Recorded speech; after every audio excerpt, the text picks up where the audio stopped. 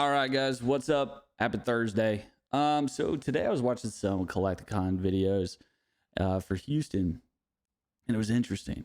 I saw the new generation being totally different than what we were. They were pulling out slabs, they were haggling, they were investing. And I think investing is a key word because as a kid, I was a collector, right? If you're in the 90s gen like me, even 2000s, we love the cards, but they didn't come with any value. You could trade them, but we weren't looking at the back of the cards, having them PSA'd up. We didn't even know what PSA was.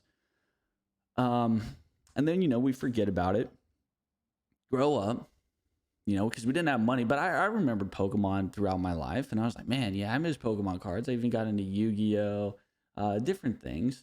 But I never had that money to go back in and, buy a base set Charizard for $400, which is, I know I dropped the ball there, but I think a lot of us made that mistake. But around 30 years of age, a lot of us came across some money, started working, getting into our positions, and that drove the market up, right? That cycle took about 15 to 20 years. Today's kids are different. And the fact that they're coming into an investable hobby right out the gate. Pokemon's still fun.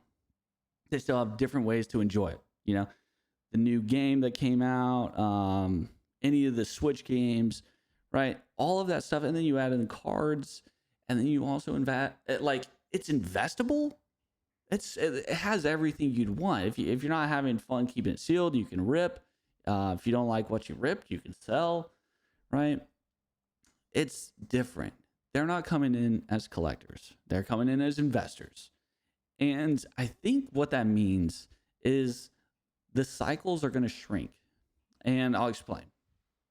1999 through the 2020 boom, that took 21 years. Nostalgia had to factor into it, which drove up the prices.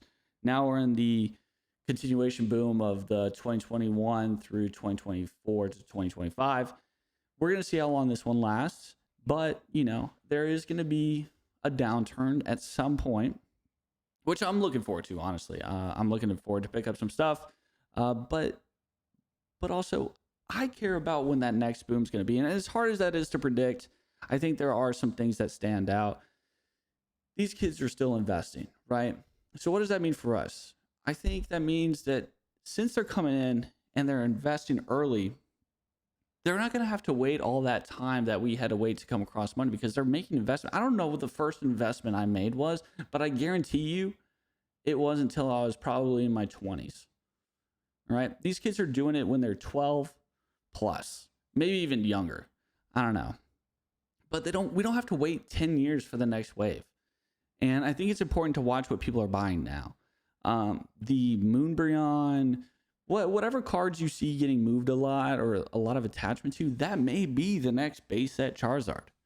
So I think Pokemon booms and, downturns are going to come in waves now. I think it's going to be, instead of peaks and valleys, I think we're going to see it kind of level out, but more consistent.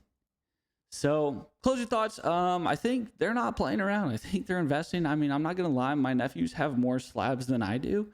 So I think it's something to think about. Stay ahead of the cycle, guys. And hopefully you guys enjoyed this video. Let me know what you think. When you think the next boom's going to be. I'm sure a lot of people are talking about when the next bust is going to be, but I don't know. I'm thinking different. All right. Catch you on the next one. Peace out.